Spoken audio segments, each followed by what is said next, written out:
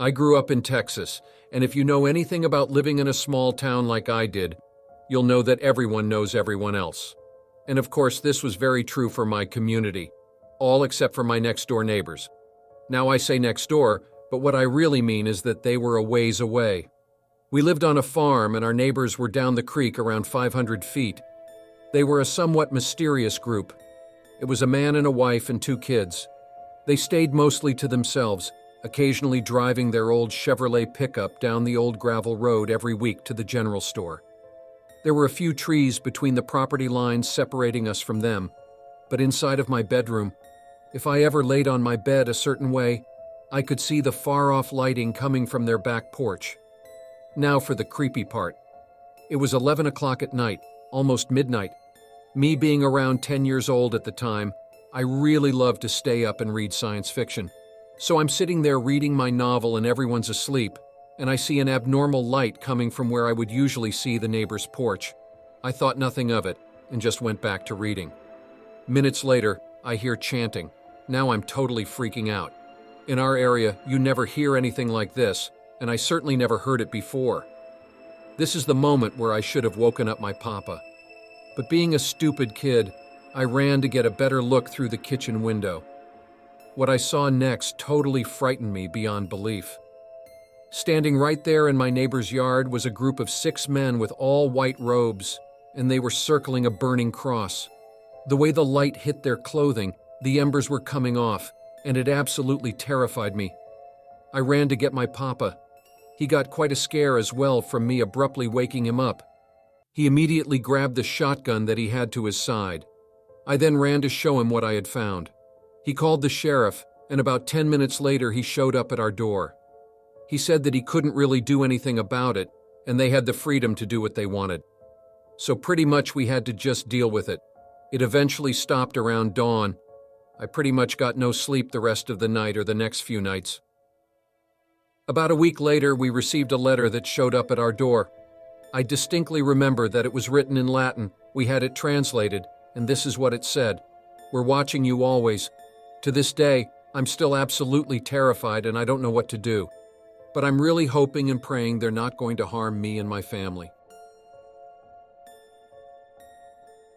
The beginning of my junior year in college, I moved into a new house with a really awesome girl named Jess. One day after classes, my friend Meg and I were on the front porch smoking a blunt when this guy walked by. He then went up my driveway, which was shared by the house right next door where he lived. He said hi to me and he asked if I knew Jess. I said yeah, and that she's my roommate, and we made a little small talk for a second. I asked if he wanted a hit of the blunt, and then he took one and then carried on. After Meg had left, I was still on the porch just finishing up some classwork when that neighbor came out of his house and then said hi to me again. He walked over to my porch and then came up the stairs. I didn't really think too much about it because, he was really chill earlier. He then went on to ask me relationship advice, but all kinds of really weird things. So there's this girl I'm talking to, but she's also sending nudes and hooking up with some other guy. Why won't she do that with me? I tried in the nicest way possible to then explain that maybe she's not into him. He then went on to ask me if I would hook up with someone right after meeting them, and also if I found him attractive. I definitely didn't want to hook up, and I didn't find him attractive, but I also said that in the nicest way possible. He kept calling me beautiful and basically saying that I was one of the sexiest girls he'd ever met. The conversation got awkward, so I excused myself inside and told him that I'd see him later. Later that night, I had just gotten back from hanging out with a friend.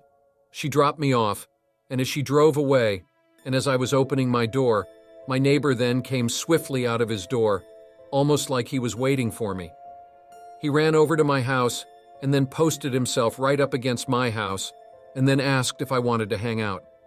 I declined, saying that I still had classwork that I really needed to finish before I went to bed. He was really eager. "We can do the work together, then maybe we can cuddle." I declined yet again and again. He eventually gave up, and then he started asking me more sexual questions, but about my own preferences, and then he asked me if I would hook up with him. I kept deflecting, and I was really trying to leave. He eventually asked me for a hug, which I also declined, but on that one he wouldn't give up. He ended up grabbing me and pulling me in tightly to his arms and then squeezing me, to which then left me feeling so sick to my stomach. I quickly pulled away as fast as I could, ran into my house, and then I locked the door.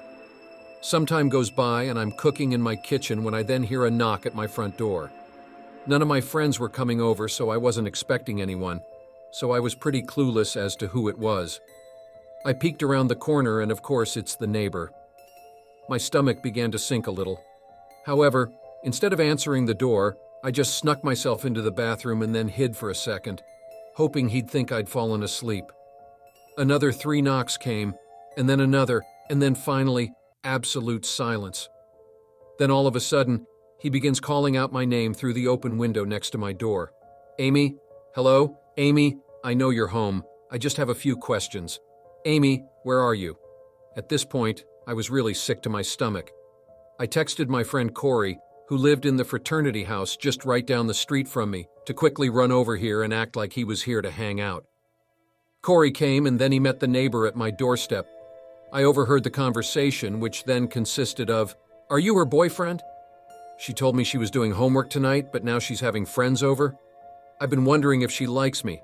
Do you think she does? Can you tell me more about her?" Corey did a really awesome job at deflecting, and I opened the door to get him inside the house as fast as I could. The neighbor had asked me to come outside just real quick. I did, and only because I felt safer with Corey right behind the door. He ended up asking me almost like the same questions from before, and then he ended the conversation with, "Can I please have a hug?" I told him I'd see him later and then ran into the house.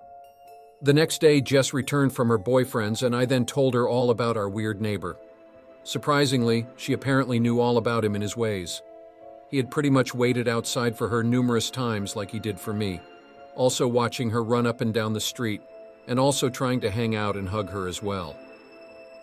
Jess eventually told her boyfriend all about my encounters with our neighbor, and he then went over to have a word with them. I'm not really sure what he said to him, but the neighbor never made eye contact with me again. This all started about a year ago. I'm a 23-year-old female, and I live on the second floor of an apartment complex, and I've lived here my entire life. The building is mostly comprised of families with young children, as well as married couples. A lot of the families have lived here as long as my family has, so everyone knows each other pretty well. There's only one apartment that isn't occupied by a family, but rather by a pair of brothers who always keep to themselves. One day, one of their sons, around my age, appeared out of the blue. He was really strange right off the bat. He would always wear a sweatshirt with the hood up and would run through the apartment complex to get to his apartment.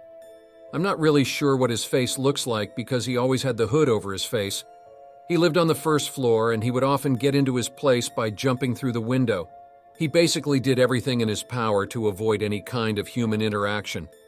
I didn't really mind him because I never really saw him due to my busy schedule.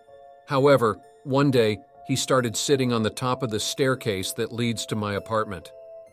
This was pretty strange because his apartment unit was on the other side of the complex and on the first floor. I brushed it off at first, but it started happening every day.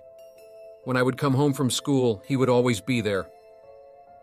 When my boyfriend at the time would drop me off at night, typically around 10:30 to 11, he would be there. Sometimes when I would leave and come back hours later, he would still be in the same exact spot as if he didn't move throughout the 5+ hours that I was gone. At that point, I decided to tell my parents and boyfriend about it, and they became very vigilant. My boyfriend would park his car and walk me to my door every night that he dropped me off. Once he saw my boyfriend, it seemed like he stopped sitting on the staircase and I thought it was over. But of course, it wasn't. Then he started waiting for me at my bus stop. The bus that I take home from school stops right across the street from my home, so it's a really short walk. One day when I was getting off, I saw him waiting at the bus stop. Once he saw me get off, he followed me into the complex and sat on the staircase yet again. He would also start following me whenever I would walk my dog. At this point, my parents were getting really upset. My mom started telling the neighbors that he was following me around. My neighbors started to make sure that he wasn't bothering me, or if I was ever alone, they would start a conversation with me until I got into my door. Then one day, I got a friend request on Facebook from this guy. Mind you, he had never spoken a word to me, so I mean, how did he know my name, let alone find me on Facebook? My mom tried talking to his father, but they would never answer the door when my mom knocked on their door. So I'm thinking, it can't possibly get any worse, right? He seemed pretty harmless, so I wasn't too worried about it. I was wrong. One day when I returned to my boyfriend's house, my mom had told me that she had something to tell me, but she didn't want me to get spooked. She proceeded to tell me that when she was walking towards the kitchen to get a glass of water, she saw something in the tree begin to move. Now our kitchen has a huge window that takes up most of the wall. In front of the window, there's this really huge tree. If someone were to climb the tree, you could see directly into our apartment. Well, guess what? When my mom took a closer look, she realized that my neighbor was sitting in the tree looking right into the apartment. My mom called my dad over, and when my neighbor saw my dad, he jumped off the tree. At that moment, I felt like my peace had been stolen from me. We followed a police report, but when the police went looking for him, he was long gone. Apparently, there were snack wrappers and a hidden blanket in between the leaves of the trees. The police seemed to think that that wasn't the first time he was in the tree. I couldn't help but to wonder how many times he saw me walking around, and I had no idea of it. It's been about 6 months, and I haven't seen him since. His father still lives in the complex, but there's no sight of him. The police haven't been able to find him, so I have no idea what happened to him. But hopefully for me, I won't see him ever again. About 4 years ago, when I was 15 years old, me and my parents had moved into a brand new apartment, and we decided to get a puppy. We would walk him about 4 or 5 times a day, but we still struggled a lot with my dog separation anxiety. So I imagined for the first few weeks being there, it must have been hell for my neighbors, because he would always bark and cry whenever we left him all alone. However, every time we talked to my neighbors, they would just tell us not to worry about it because they hardly ever heard him, and everyone was fine with it. That is, except for Tony. One Saturday, I was home alone and someone knocked on my door. It was Tony. At first, he just seemed kind of somewhat surprised to see me open the door, but then he just smiled politely and then said, "Hey, can you tell your parents to come see me when they get home, please?" I said yes.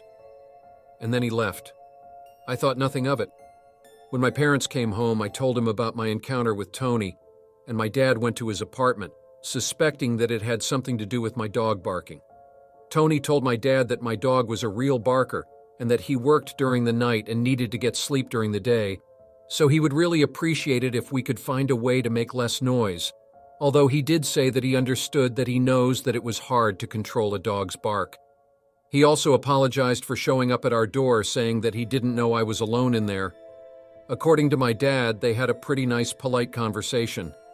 My father had apologized for the inconvenience and then came home, and we did our absolute best to try and deal with my puppy's anxiety, and it worked. My dog, of course, did still bark, but wasn't so agitated as it used to be. Flash forward a few weeks. Every time my dog would sense Tony going down the stairs of our apartment building, my dog would always go nuts. He was a fairly friendly dog towards people, but for some reason he just absolutely hated this guy. And Tony had stopped talking to us, pretty much ignoring us every time we ran into him, or he would simply just stare at us. One day, however, me and my mother came home, and on our apartment door were 6 holes. It was like someone had punched the door with like a key or something sharp. My mother was pretty naive about it. She thought that maybe we had done the damage ourselves throughout the months that we'd been there. That's when Martha, one of our other neighbors, then called my mother, really worried about me, then questioning her if I've been home alone during that afternoon. My mom said no, and that's when Martha tells us that someone had apparently been banging and kicking out our door while also screaming a ton of insults, making a scene that was so terrifying that her 11-year-old son got so scared that he hid under his bed for like 4 hours until Martha came home, because he thought someone was breaking into our house. A few weeks later, there was a city fair at night, and my parents and I, plus Martha and her family, headed out to the building to go to the fair. We came back earlier, around 11 p.m. At almost 12 a.m., someone had rang our doorbell.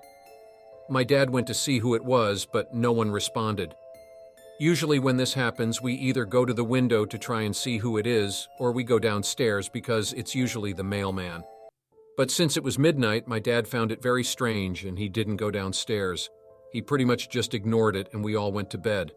Well, the next morning my mother runs into Martha and she tells my mom that when they got back from the fair, they found Tony hidden in the dark under the stairs with a freaking baseball bat in his hands. He looked really nervous, but said someone had rang the doorbell and he found it really weird that someone would do that so late at night. So he apparently came downstairs to see who it was, and with a baseball bat. My mom pretty much immediately knew exactly what happened. He had rang our doorbell, expecting my dad to come downstairs and see who it was. I honestly don't really know if his plan was to attack my dad or not, but my father, obviously worrying about me and my mother's safety since he wasn't home during the week, then went upstairs absolutely fuming and knocked on Tony's door. When Tony saw my father, I kid you not, he looked like he was about to pass out. My dad then said very calmly, "This is the last time I'm going to talk to you. Next time you come near me or even look in the direction of my family again, I'm going to make my point very clear. Do you understand?" The guy kept crying and trying to hug my dad. We went to the police and filed a report, but we finally stopped seeing Tony. Turns out his wife actually kicked him out and filed a restraining order for her and their daughter, because apparently one morning she actually woke up with him staring at her and their daughter while they were sleeping. And the entire house smelled like gas because apparently he left the stove on. We moved shortly afterwards and we never saw Tony again after that.